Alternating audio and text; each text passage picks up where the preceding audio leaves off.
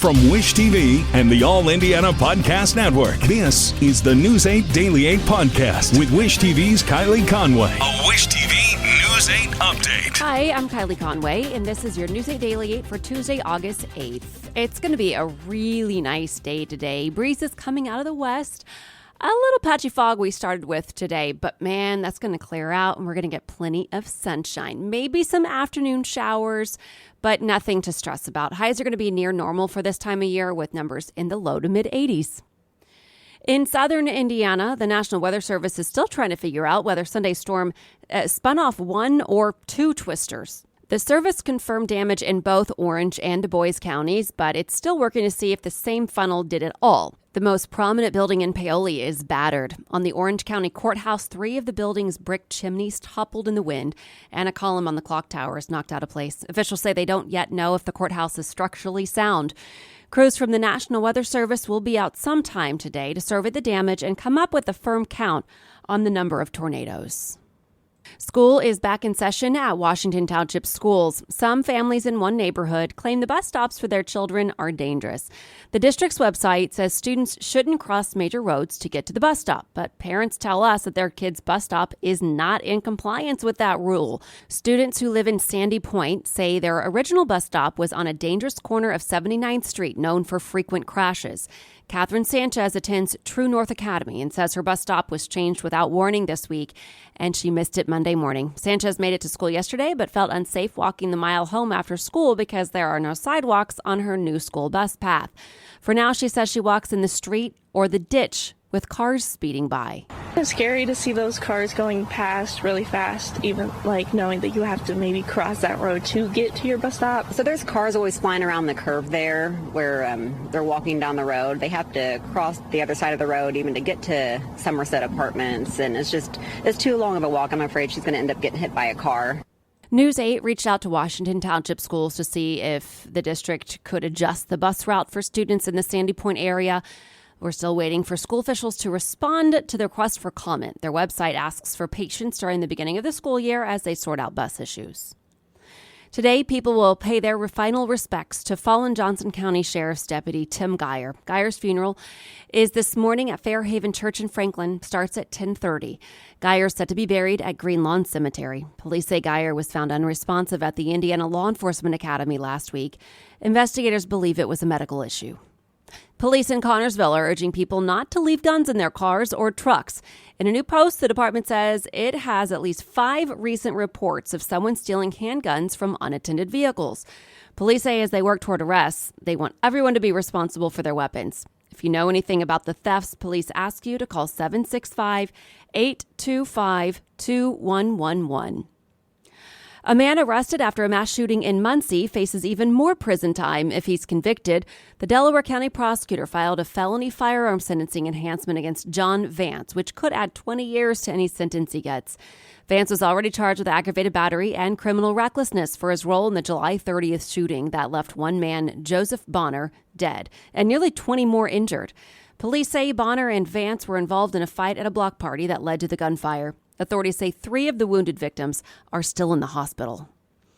We now know the name of the Indianapolis police officer involved in a deadly crash. IMPD says Mark Brown has been with the department for 2 years.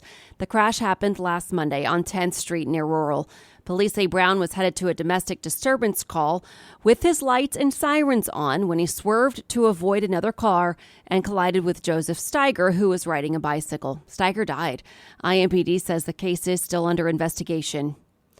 IMPD says a man is now in custody for a murder in 2022. Police say a grand jury indicted Dominique Bryant last week for the murder of Jamel Dowdell last March in Castleton. U.S. Marshals tracked Bryant down in Anderson after the indictment, and he's currently in the Madison County Jail. Mike Pence's team says the former Indiana governor will be part of the first Republican presidential debate. An aide said yesterday Pence reached the required donor threshold. He'd already met the polling criteria to take the debate stage. The debate is scheduled for August 23rd in Milwaukee. Security is increased to protect the federal judge overseeing former President Donald Trump's criminal trial in Washington, D.C. Judge Tanya Chutkan is expected to set a trial date later this month. Officials say there will be more security protecting her in that courtroom. The measures come on the heels of Trump's arraignment last week. Trump pleaded not guilty to conspiring to overturn the results of the 2020 election during that initial hearing. One of the police officers from the fatal arrest of George Floyd has a new sentence. In a state sentencing yesterday, Toe Tao got just short of 5 years for aiding and abetting second-degree manslaughter. Tao held back bystanders as Derek Chauvin kept his knee on Floyd's neck. In the sentencing hearing, Tao said he never intended to hurt anyone, that his conscience is clear, and talked about his own spiritual growth. That's not what the judge hoped to hear. To be perfectly honest, after 3 years of reflection, I was hoping for a little more remorse, regret, acknowledgement of some responsibility, and less preaching. Tao's new sentence is set to run at the same time as a 3.5-year sentence he's already serving on a federal civil rights conviction. Ukrainian officials say a Russian informant is under arrest for plotting to assassinate President Volodymyr Zelensky.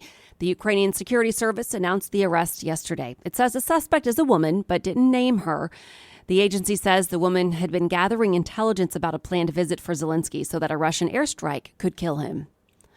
Lottery players will get another shot at a massive Mega Millions jackpot. The jackpot now sits at $1.55 billion.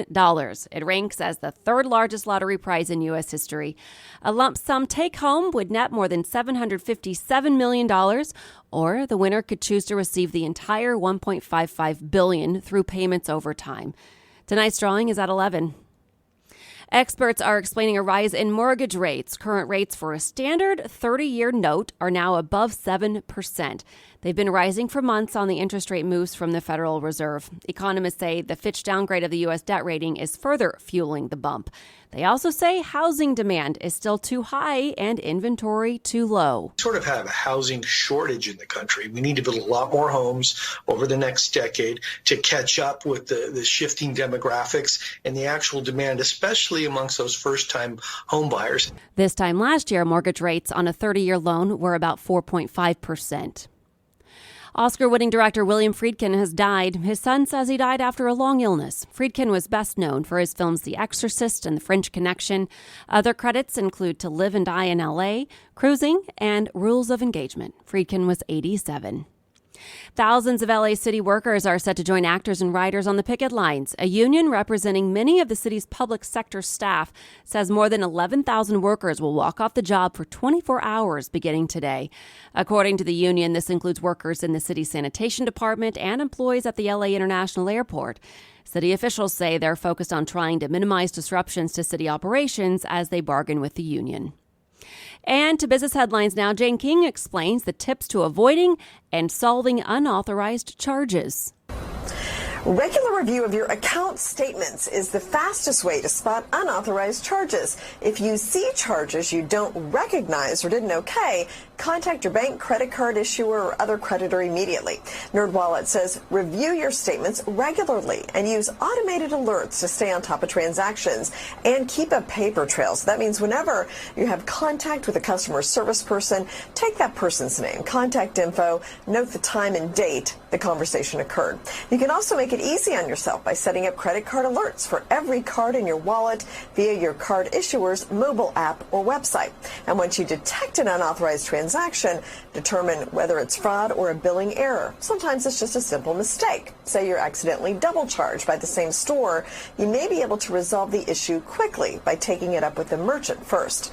For charges that you don't recognize, try Googling the name of the merchant on the credit card to see if it does business under a different name. And if you share the account with joint card holders or authorized users, ask them if they made the transaction. In order to increase your chances of successfully combating fraud, you need to respond to a suspicious charge as soon as possible. From the NASDAQ market site, I'm Jane King.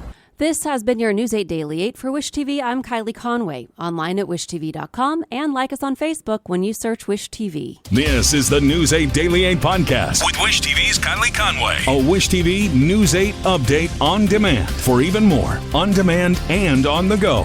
Connect with Wish TV on Facebook at wishtv.com and on the free Wish TV mobile app. Thank you for listening, and be sure to like, subscribe, and follow this podcast for updates every weekday morning on the All Indiana Podcast Network and wherever you get your podcast.